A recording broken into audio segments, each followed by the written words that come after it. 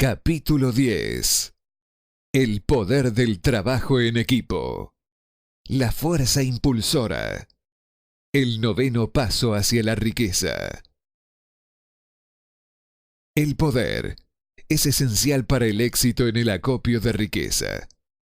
Los planes son inertes e inútiles si no se dispone del poder suficiente para transformarlos en acción. En este capítulo describe el método mediante el cual una persona puede obtener y aplicar poder. Es posible definir el poder como conocimiento organizado e inteligentemente dirigido. El poder, tal y como se utiliza el término aquí, se refiere al esfuerzo organizado, suficiente para permitir a un individuo transformar el deseo en su equivalente monetario. El esfuerzo organizado se produce a través de la coordinación del esfuerzo de dos o más personas que trabajan para alcanzar un fin determinado, en un espíritu de armonía. El poder es necesario para lograr la acumulación de dinero, y también para conservar el dinero una vez ha sido adquirido. Averigüemos cómo se puede obtener el poder.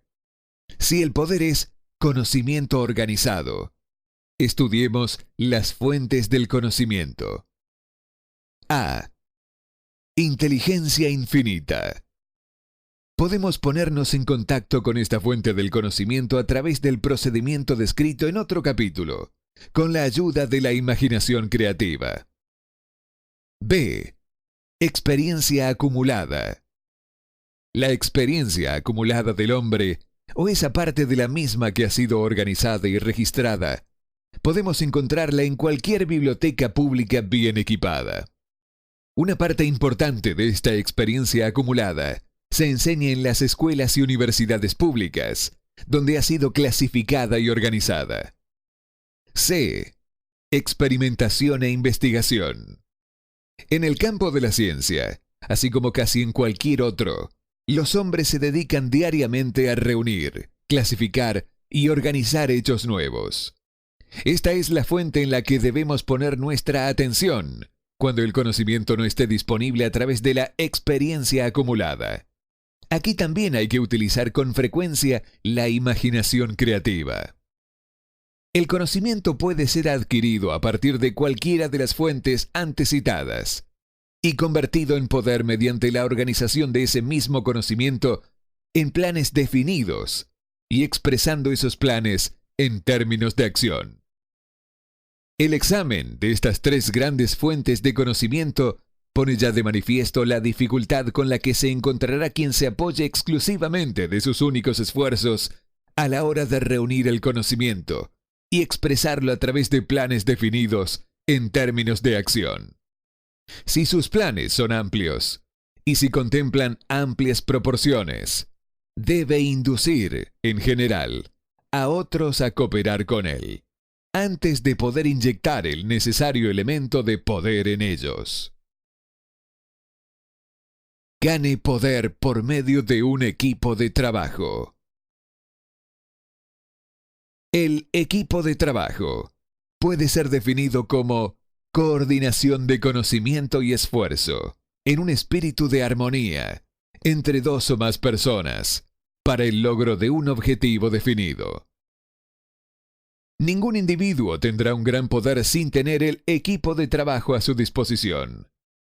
En un capítulo anterior ya se han dado instrucciones para la creación de estrategias para transformar el deseo en su equivalente monetario. Si usted lleva a cabo esas instrucciones con perseverancia e inteligencia y utiliza la discriminación en la selección del equipo de trabajo, su objetivo estará medio alcanzado, incluso antes de que empiece a darse cuenta de ello. Así, para que comprenda las potencialidades intangibles del poder de que dispone mediante un equipo de trabajo adecuadamente seleccionado, explicaremos aquí las dos características del principio del equipo de trabajo, una de las cuales es de naturaleza económica y la otra de naturaleza psíquica. La característica económica resulta obvia. Cualquier persona podrá conseguir ventajas económicas rodeándose del asesoramiento, el consejo y la cooperación de un grupo de personas dispuestas a prestarle una ayuda honesta, en un espíritu de perfecta armonía. Esta forma de alianza cooperativa ha sido el fundamento de casi todas las grandes fortunas. Su comprensión de esta gran verdad puede llegar a determinar definitivamente su estatus financiero. La fase psíquica del principio del equipo de trabajo es mucho más difícil de captar. Quizás usted pueda admitir una sugerencia significativa a partir de la siguiente afirmación. No hay dos mentes que se junten sin crear por esto una tercera fuerza invisible e intangible que puede enlazar con una tercera mente. Tenga presente que solo hay dos elementos conocidos en todo el universo: energía y materia. Se sabe muy bien que la materia puede ser descompuesta en unidades de moléculas, átomos y electrones. Estas son unidades de materia que pueden ser aisladas, separadas y analizadas. Asimismo, estas son unidades de energía. La mente humana es una forma de energía, una parte de la cual es de naturaleza espiritual. Cuando las mentes de dos personas se coordinan en un espíritu de armonía, las unidades espirituales de energía de cada mente forman una afinidad que constituye la fase psíquica del equipo de trabajo. Hace ya más de 50 años, Andrew Carnegie fue el primero en llamar mi atención sobre el principio del equipo de trabajo, o más bien sobre la faceta económica del mismo. El descubrimiento de este principio fue el responsable de la elección del trabajo de mi vida. El equipo de trabajo del señor Carnegie estaba compuesto por unos 50 hombres, de los que él se supo rodear con el propósito definido de fabricar y vender acero. Él atribuía toda su fortuna al poder conseguido producto de ese equipo de trabajo. Si se analiza la historia de cualquier hombre que haya acumulado una gran riqueza, y las de muchos de aquellos que han acumulado fortunas modestas, se descubrirá que todos ellos han empleado consciente o inconscientemente el principio del equipo de trabajo. No se puede acumular ningún gran poder por medio de ningún otro principio. ¿Cómo multiplicar el poder de su cerebro? La energía es el grupo de ladrillos universales de la naturaleza, a través de los cuales ella construye cada cosa material en el universo, incluso al hombre, y toda forma de animal y vida vegetal. A través de un proceso que solo la naturaleza puede entender completamente, ella traduce la energía en materia. Los ladrillos de la naturaleza están disponibles para el hombre en la energía comprometida al pensar. El cerebro del hombre es comparable con una batería eléctrica. Es sabido que un grupo de baterías eléctricas proporcionarán más energía que una sola de ellas. También es un hecho bien conocido que toda batería individual da energía en proporción al número y capacidad de las células que contiene. El cerebro funciona de una forma parecida. Esto explica el hecho de que algunos cerebros sean más eficientes que otros y conduce a la siguiente e importante afirmación. Un grupo de cerebros coordinados o conectados en un espíritu de armonía entregarán más energía de pensamiento que un solo cerebro, del mismo modo que un grupo de baterías eléctricas proporcionarán más energía que una sola batería. A través de esta metáfora, se hace evidente que el principio del equipo de trabajo contiene el secreto del poder obtenido por hombres que se saben rodear de otras personas con cerebro. De ello se desprende otra afirmación que nos conducirá a una comprensión más exacta de la fase psíquica del principio del equipo de trabajo. Cuando un grupo de cerebros individuales se coordina y funciona en armonía, la energía generada incrementada por esa alianza se vuelve algo que está a disposición de cada uno de los cerebros particulares que forman parte del grupo. Es sabido que Henry Ford empezó su carrera empresarial con el obstáculo de la pobreza, la falta de erudición y la ignorancia. También es un hecho bien conocido que en el inconcebible corto tiempo de 10 años, el señor Ford logró superar esos 3 obstáculos y 25 años más tarde se había convertido en uno de los hombres más ricos de los Estados Unidos. Si relacionamos con este hecho el conocimiento adicional de que los progresos más rápidos del señor Ford se hicieron patentes a partir del momento en que se convirtió en amigo personal de Thomas A. Edison, empezaremos a comprender cuál puede ser la influencia de una mente sobre la otra. Avancemos un paso más y consideremos el hecho de que las más increíbles hazañas de Ford empezaron a producirse tras haber conocido a Harry Firestone, John Burroughs y Luther Burbank, cada uno de los cuales era un hombre de gran capacidad cerebral. Y habremos encontrado nuevas pruebas de que el poder se puede producir mediante la amistosa alianza de las mentes. Hay pocas dudas de que Henry Ford es uno de los hombres mejores informados en el mundo de los negocios y en la industria. La pregunta sobre su riqueza no necesita ser discutida. Analice a los amigos personales más cercanos del señor Ford, algunos de los cuales ya han sido mencionados, y estará preparado para entender la siguiente afirmación. Los hombres participan de la naturaleza y los hábitos y el poder de pensamiento de aquellos con quienes se asocian en un espíritu de simpatía y armonía.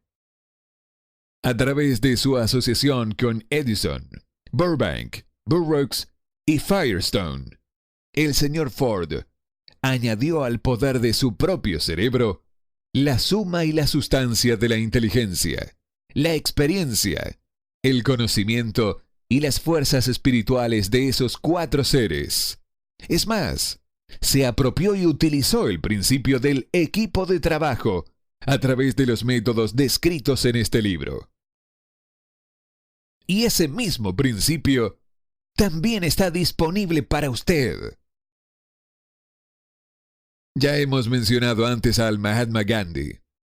Tal vez la mayoría de los que han escuchado sobre Gandhi lo ven meramente como un pequeño hombre excéntrico que se pasea sin ropa formal y se busca líos con el gobierno británico. En realidad, Gandhi no es excéntrico, sino que es el hombre más poderoso vivo en estos momentos, estimado por el número de sus seguidores y su fe en su líder. Además, él es probablemente el hombre más poderoso que ha vivido. Su poder es pasivo, pero real. Estudiemos ahora el método por medio del cual obtuvo su tremendo poder. Eso es algo que es posible explicar en pocas palabras. Obtuvo poder al haber sabido inducir a más de 200 millones de personas para que se coordinaran, física y mentalmente, en un espíritu de armonía para alcanzar un propósito determinado. En resumen, Gandhi logró un verdadero milagro, pues eso es lo que sucede cuando se consigue que 200 millones de personas se vean motivadas, no forzadas, a cooperar en armonía. Si usted duda de hacer que 2 personas, sean las que fueren, cooperen en un espíritu de armonía durante cualquier período de tiempo prolongado. Toda persona que dirige una empresa sabe muy bien lo difícil que resulta que los empleados trabajen juntos en un espíritu parecido, aunque solo sea mínimamente, a la armonía. La lista de las fuentes principales de las que se puede obtener poder está encabezada, como hemos visto, por la inteligencia infinita.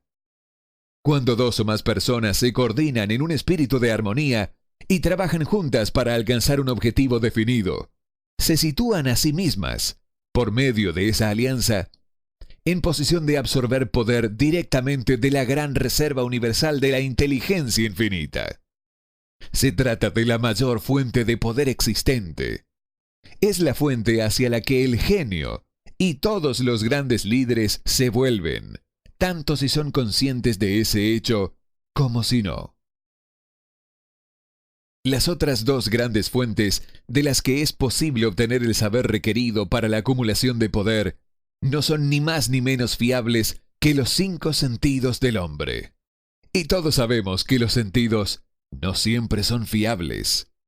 La inteligencia infinita no falla. En capítulos posteriores, se describirán adecuadamente los métodos para contactarse con mayor facilidad con la inteligencia infinita. Este no es ningún curso de religión. Ninguno de los principios fundamentales descritos en este libro debería interpretarse como algo que tiene la intención de interferir con los hábitos religiosos de cualquier persona, ya sea de forma directa o indirecta.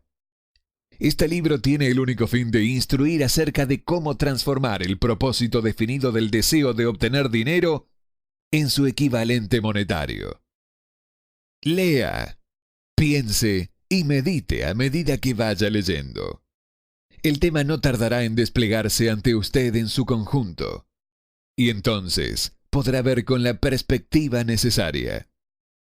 Lo que está viendo ahora son los detalles de cada uno de los capítulos separados. El poder de las emociones positivas. El dinero es tímido y evasivo. Tiene que ser procurado y obtenido por métodos no muy distintos a los que emplea una persona enamorada y decidida, que persigue a la pareja de sus sueños. Coincidiendo con ello, el poder utilizado en el acto de cortejar al dinero no difiere tanto del que se ocupa para cortejar a una mujer. Para que ese poder se utilice con éxito en la obtención del dinero, debe ser mezclado con la fe, debe ser mezclado con el deseo, debe ser mezclado con la perseverancia, debe ser aplicado mediante un plan, y ese plan debe ser puesto en marcha.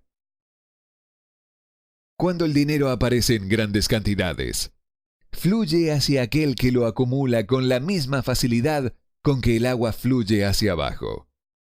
Existe una gran corriente invisible de poder que puede compararse con la de un río, excepto que una parte fluye en una dirección y se lleva consigo a todos los que se encuentran en ese lado de la corriente, en dirección a la riqueza, y la otra lo hace en la dirección opuesta, y se lleva hacia la miseria y la pobreza a todos los que no logran salir de ella. Todo aquel que haya acumulado una gran riqueza reconoce la existencia de esta corriente de la vida. Consiste en un proceso de pensamiento. Las emociones positivas del pensamiento forman el lado de la corriente que le lleva a uno hacia la fortuna. Las emociones negativas forman el lado de la corriente que conducen a uno hacia la pobreza. Esto contiene un pensamiento de una gran relevancia para todo el que esté siguiendo este libro con la idea de acumular una fortuna. Si se encuentra usted en el lado de la corriente de poder que conduce a la pobreza, esto puede servirle como una especie de remo, mediante el cual impulsarse a sí mismo hacia el otro lado de la corriente. Pero solo le servirá mediante la aplicación y el uso. La simple lectura y juicio sobre lo que lee, ya sea en un sentido o en otro, no le beneficiará en lo absoluto. Algunas personas pasan por la experiencia de alternar entre el lado positivo y negativo de la corriente, estando algunas veces en el lado positivo y otras en el negativo. La caída de Wall Street de 1929 barrió con millones de individuos del lado positivo al lado negativo de la corriente. Estos millones están peleando, algunos de ellos con desesperación y miedo, para volver al lado positivo de la corriente. Este libro fue escrito especialmente para esos millones. La pobreza y la riqueza suelen cambiar de lugar cuando la riqueza ocupa el lugar de la pobreza. El cambio se produce a través de planes bien pensados y cuidadosamente ejecutados. La pobreza, en cambio, no necesita de plan alguno. No necesita que la ayuden, porque es enérgica y ruda. En cambio, la riqueza es reservada y tímida y, por lo mismo, tiene que ser atraída. Cualquiera puede desear riquezas, y la mayoría lo hace, pero solo unos cuantos saben que un plan definitivo, más un deseo ardiente por la riqueza, son los únicos medios confiables para conseguir riquezas. La felicidad se encuentra en hacer, no solo en poseer.